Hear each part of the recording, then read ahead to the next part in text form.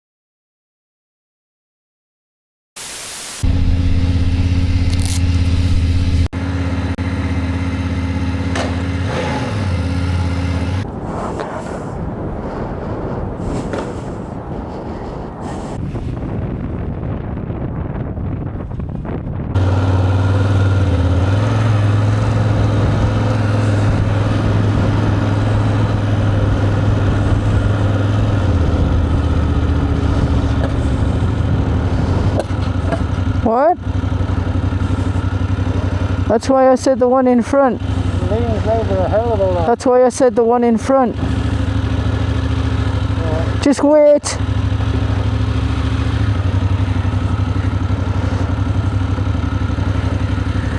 You're a bit cool. Yes. Just take your time.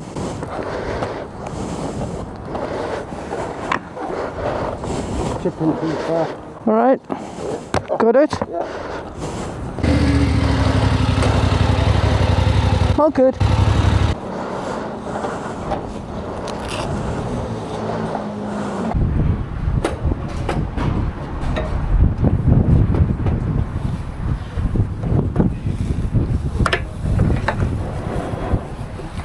All right. Could you try again? Shut up, Siri.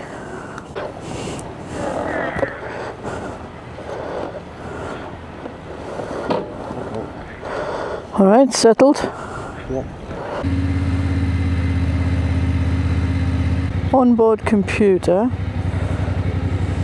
Reset all values or reset individual values.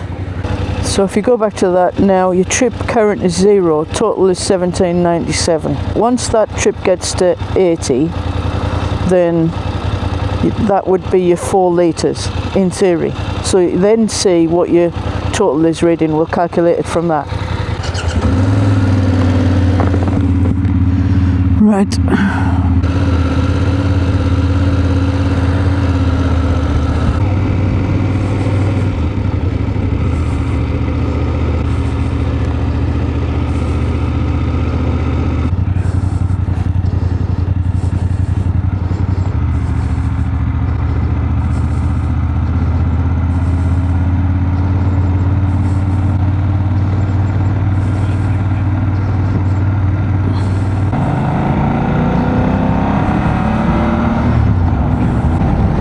Look at this idiot.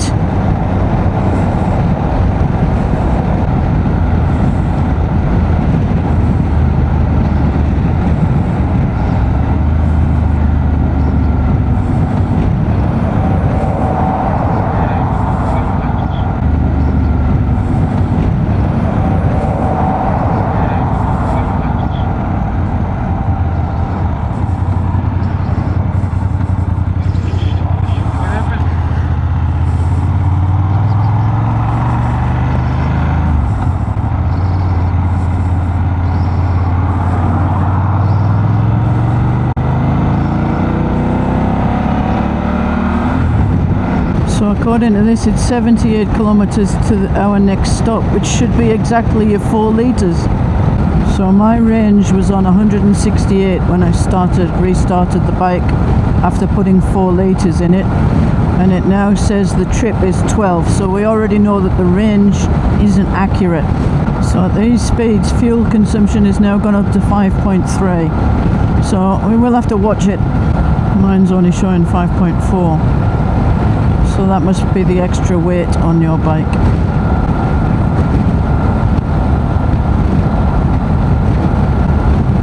You're 20 kilos heavier than me.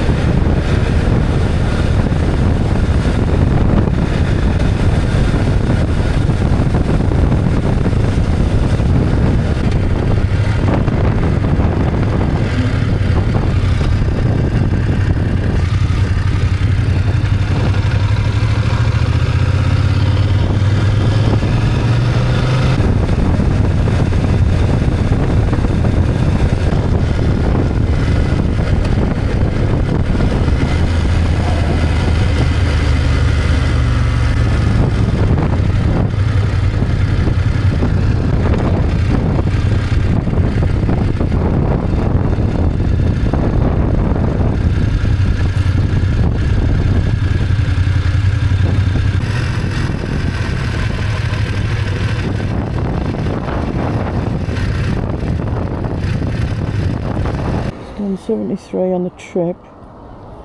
It says the range is 87, but my reserve hasn't come on yet, and we'll work from that.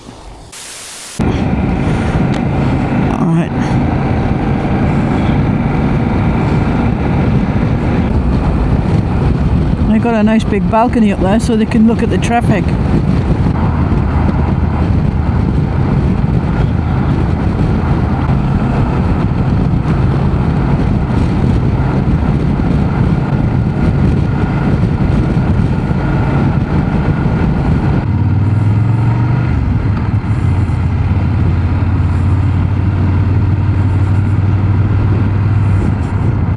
We've got a right turn coming up here in 1.3.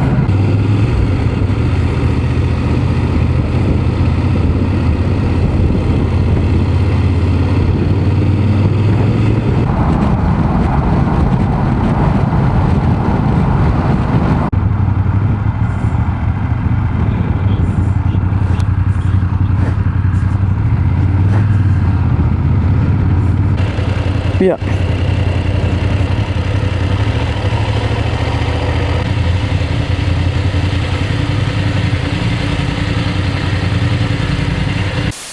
Where are we, Chris? Oh dear. Oh dear, or oh dear? Oh dear. Oh dear, we're oh dear. Yeah, we're on the outskirts of Melbourne. So we've made ourselves at home, as usual. Place looks like a bomb site. So we're packing up really for shipping, or we've packed up for shipping. So everything's on charge, and what can be packed into the panniers has already been packed. There's still a bit to do in the morning. So this is the room. Actually, it's really nice. It's really a decent little room. We've got literally a handful of kilometres to ride tomorrow to the shipping agent. And this is really why we like being in motels rather than hotels, because we can get the bikes outside of the door. Morning, Beaks. So we're packed, ready to go off to the shipping agent. So this is what the bikes look like packed. Chris's will have the 35, the backcountry 35 on it, and the 25 as it is now. And then mine will also have the 25 and the 35 left on it, with a considerable amount of luggage in it. So my 35 has all of the camping equipment in it, for example, and Chris's 35 has a lot of the tools in it, although we have to put them between the two bags for balance. And then going with us will be the tail packs and of course the tank bags. So no electronics can be shipped. No electronics can be shipped. We have to put those all in our carry-on. And there are restrictions just to get back to Adelaide from Virgin Australia. So there'll be other restrictions when we come to take all of that lot as well to Singapore and then on to Delhi. Unfortunately, airlines have got to get used to it because every single mobile phone carries a lithium battery in it.